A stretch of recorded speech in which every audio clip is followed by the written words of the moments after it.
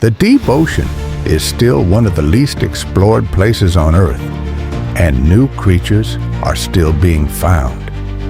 Here are facts about the deep sea creatures discovered in past decade. Follow for more.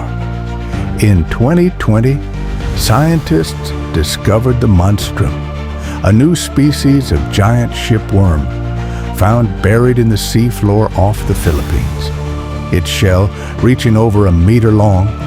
In 2021, a new species of ghostly white fish was filmed at nearly 8,000 meters deep in the Atacama Trench, one of the deepest points ever explored.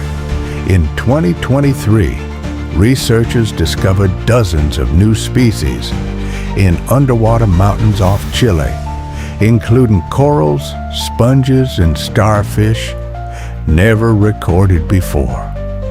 More than 80% of the ocean remains unmapped and unexplored, meaning the strangest creatures down there may never have seen light at all.